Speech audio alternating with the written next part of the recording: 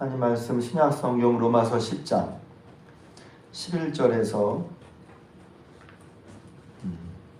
10장 11절에서 11장 12절까지 보겠습니다.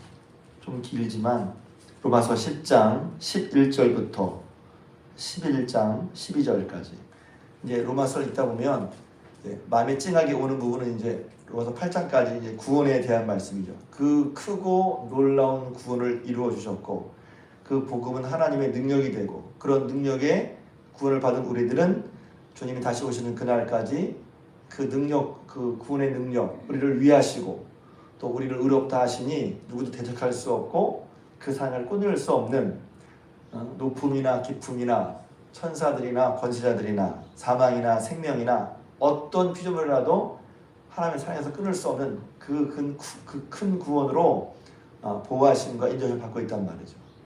그런데 9장부터는 이제 유대인들이 아직 믿지 않아. 그래서 그럼 하나님 유대인들 버리신 건가? 바울은 아니라는 것입니다. 유대인들에게도 유대인들이 하나님의 말씀을 안 들었다는 거죠. 자기 식으로 믿었다는 거예요. 그래서 제가 제 평생 마음에 담는 말씀은 뭐냐면 내 식으로 믿지 말라는 거예요. 말씀을 잘 알고 뭐 성경을 가서 공부해야만 잘 믿는 게 아니라 하나님 말씀에 있으면 말씀대로 믿으라는 거예요. 말씀이 내가 살아온 방식보다 내 전통보다 내가 생각하는 내 식보다도 말씀이 기준이란 말이에요. 처음엔 이해가 안 되더라도 말씀대로 하는 거야. 그게 제가 종종 하는 말이 말씀에 딴지 걸지 않겠다. 때로는 말씀이 지금의 상황과 안 맞는 것 같고 때로는 말씀이 지금의 내 마음과 안 맞는 것 같아서 우리가 말씀을 내 속에서 밀어내잖아요. 수요기도에 오신 분들 저에게 했을 거예요. 수요기도인가? 오후 예배인가? 잘 모르겠어요. 하나님 말씀 알고 있는데 말씀을 밀쳐나 이 말씀은 아니야. 부담스럽거나 마음에 안 드니까 말씀을 밀쳐나. 그럴 수도 있다는 것이죠. 그러니까 하나님의 말씀이 뭐라고 말씀하시는가 하는 바를 내가 귀 기울여 듣고 마음으로 헤아려야 한단 말이에요. 그래서 신앙생활은 내 마음과 태도가 하나님 말씀에 맞춰가는 과정이라고 부를 수 있어요. 나도 모르게 내가 살면서 살아온 내 마음속에 어떤 길이 있단 말이에요. 내 스타일이 있어. 나도 모르게 살아온. 다 나쁘다는 게 아니라 하나님이 말씀에 합당치 않은 게 있단 말이죠. 그것을 자꾸 깨달아가면서 하나님과 나를 맞추는 거. 그게 은혜고 복이란 말이에요. 여기서 보면 이제 유대인들은 율법으로 의롭다함을 얻는다고 했으니까 하나님이 열심히 있지만 그것을 열심히 자기 의로 살았지만 열심히 있었지만 그 결국은 뭐냐면 10장의 앞부분에 말씀드린 것처럼 하나님이 일러주신 하나님이 보여주시고 말씀하신 대로 의를 얻으려고 하지 않고 자기 식대로 성경에 분명히 나와 있는데 하나님의 의가 이렇게 얻는 거라고 자기 식대로 의를 얻으려고 한다는 거예요. 지금 우리는 예수 믿으니까 하나님 의롭다함을 얻는 것은 예수를 믿음으로 말미암아 의로 하나님께서 제시를 하셨어 성경에. 그래서 로마 3장에 나온 얘기란 말이에요. 이것은 하나님의 말씀에 이미 증거가 되어 있단 말이에요. 성경에 이렇게 해야 하나님의 의롭다함을 얻는다 이렇게 얘기하고 있는데 그 길을 굳이 안 하고 자기 식대로 그래서 열심은 있지만 자기 식대로 믿는 게 제가 그랬죠. 생하다가 제일 힘든 부분이 뭐냐면 믿은 지 오래됐는데 자기식으로 믿는 고집이 있을 수 있다는 거예요. 저도 그럴까 봐 조심합니다. 오래 믿는 건 좋은 거예요. 신앙이 열려 있다는 건 좋은 거예요. 그런데 그것을 다른 말로 바꾸면 다 그렇다는 건 아니지만 열림 때문에 고집이 생겨서 하나님 말씀대로 듣지를 않아요. 그래서 여기 보면 오늘 이스라엘이 하나님 말씀을 전했음에도 불구하고 안 듣는 것을 뭐라고 그랬어요? 눈이 어두워 보지 못하고 귀가 막혀 듣지 못하고 마음이 흐려서 깨닫지 못한다는. 자기 나름은 이유가 있다고 생각해. 자기 나름은 이게 옳다고 생각하는데 하나님이 보실 때는 눈이 멀고 귀가 막히고 마음이 흐려져서 듣지도 보지도 깨닫지도 못한다는 거예요. 가장 심각한 모습이라는 거죠.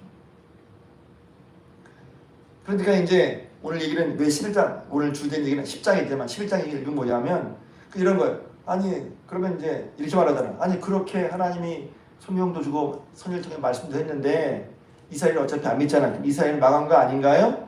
이스라엘은 끝난 거 아닌가요? 바울은 말하기를 아니라는 거예요. 두 가지 얘기를 이게 크게 두 가지는 뭐냐면 그들에게 말씀을 전했지만 그들이 안 듣는 것 같지만 말씀을 전해서 듣는 사람이 있다는 거예요. 남은 자 얘기를 하죠.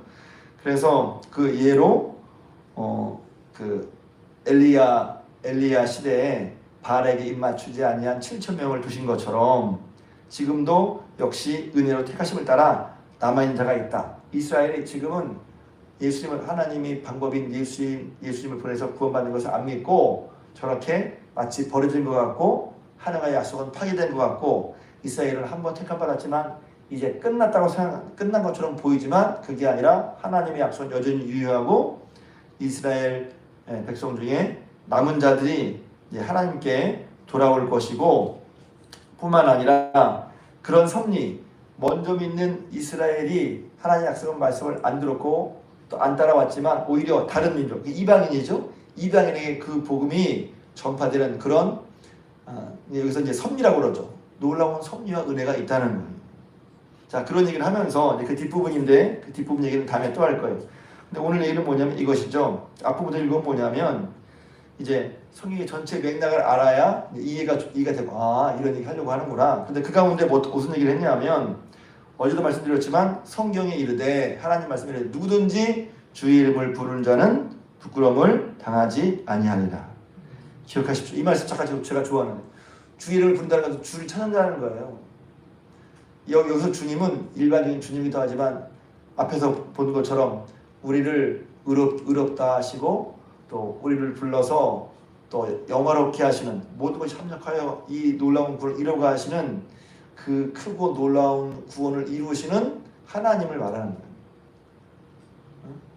그 주님을 부르는 자는 그렇게 보고 하나님의 구원의 능력이신 예수 그리스도를 보내신 주님을 부르는 자는 결코 부끄러움을 당하지 아니하리라. 할렐루야.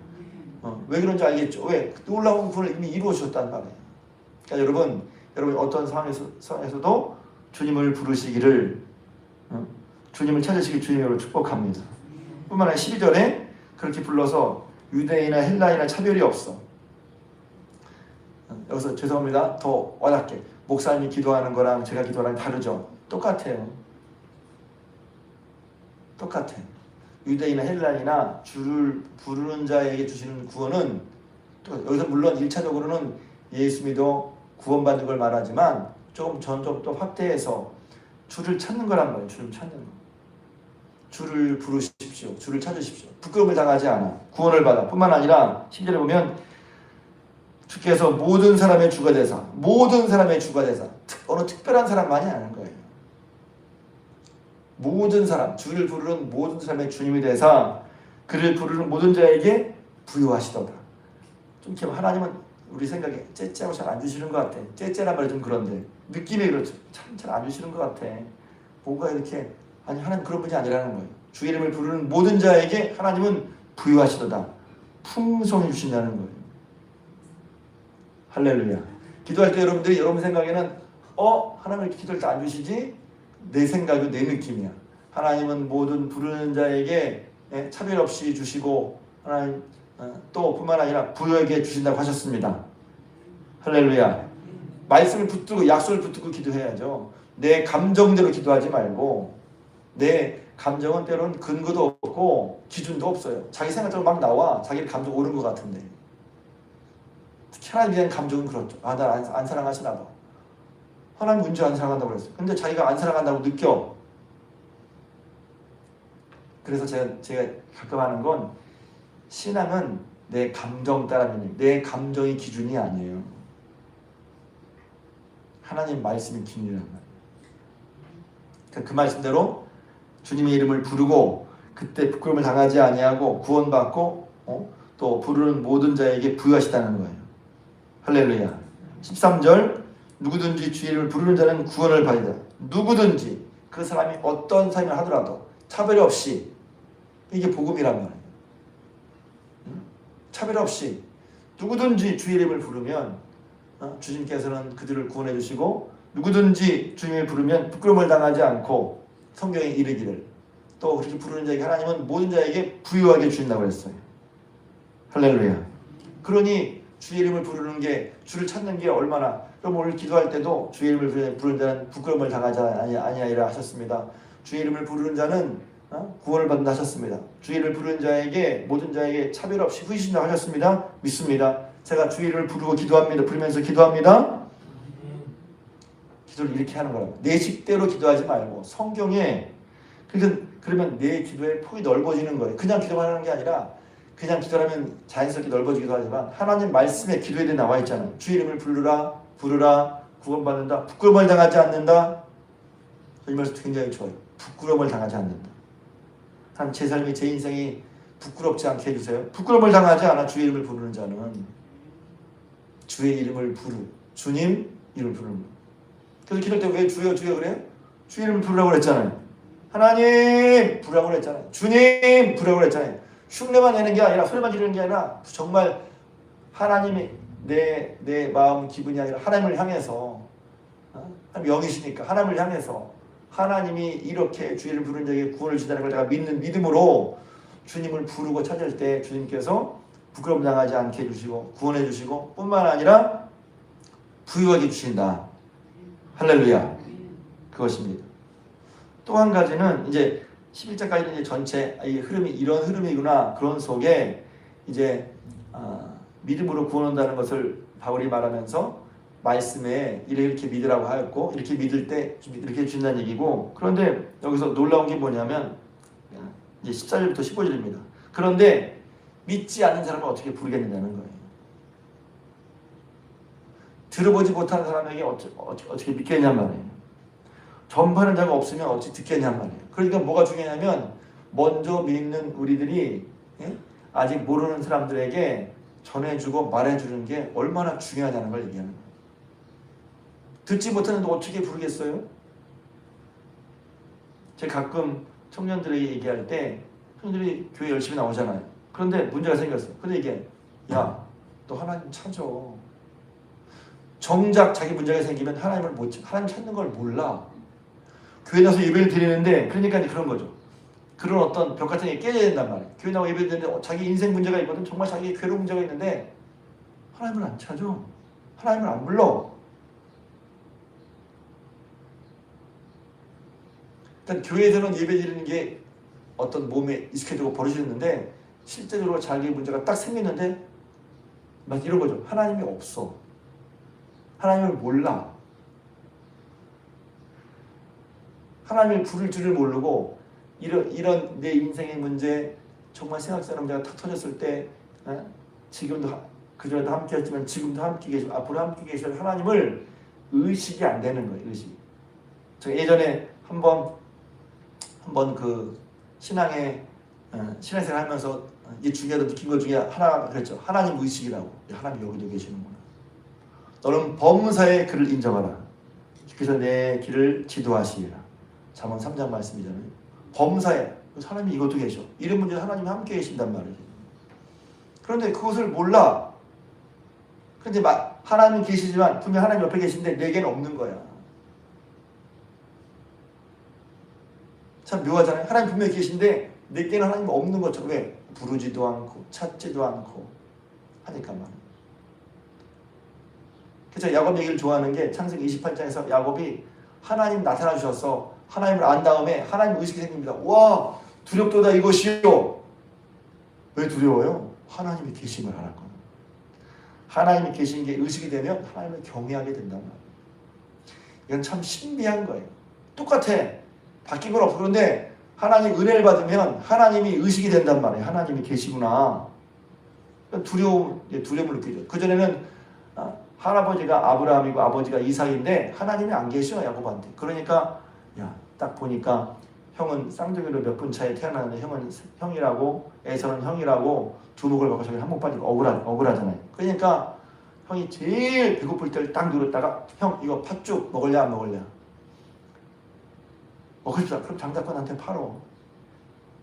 야곱이 무서운 사람이에요. 사실은 야곱이. 왜 그랬어요? 왜 형 장자권을 그리고 축복을 받기 위해서 엄마랑 공모해서 아버지를 속이잖아요. 그래가지고 자기 야곱인데 에서입니다. 그리고 축복을 받잖아요. 아버지를 속이면서 거짓말하면서 복을 받아요. 하나님 의식이 없는 거야. 하나님 의식이 없어. 그런데 그랬던 야곱이 하나님을 만나잖아요. 하나님 의식하게 됐어. 하나님 계시구나. 깜짝 놀랐어. 그러니까 하나님 의식하니까 두렵도다 이것이요. 이것이 바로 하나님이 계시구나. 여기도 하나님이 계신다.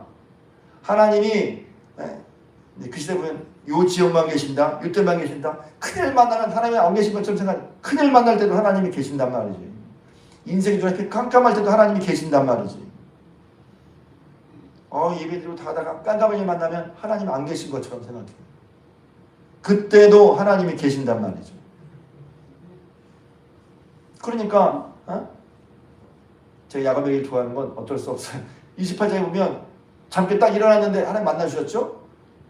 야곱의 상황이 변한 건 아무것도 없어요. 상황이 변한 건 아무것도 없단 말이에요. 잘 들으세요. 상황이 변한 건 아무것도 없어. 변하는 상황이 변하면 그게 내게 은혜가 되겠다고 희망이 되게 되지만 야곱이 눈 딱 떴을 때 야곱의 변한 것은 아무것도 없어요. 상황이 달라지면 아무것도 없어. 근데 믿음이 달라졌어요. 하나님이 계신 게 믿어졌어요. 그리고 하나님이 자기 인생을 책임지는 게 믿어졌어요. 그러니까 좋다 이것이 하면서 먼저 어떤 예배 드리잖아요. 단을 쌓았어. 제가 이거 설명할 때 이렇게 설명하잖아요. 여러분 들었을 때 어쩔 수 없어. 그때는 예배를 드리라고 억지로 예배를 드리라고 끌고 다녀. 그런데 여기서는 지금 누가 보는 사람도 없고 시키는 사람도 없는데 야곱이 혼자인데 자발적으로 예배를 드리잖아요. 하나님 만난 사람의 특징이에요. 시키지 않고 억지로 하더라도 하나님이 경외하는 마음으로 자발적으로 예배를 드리더라고요.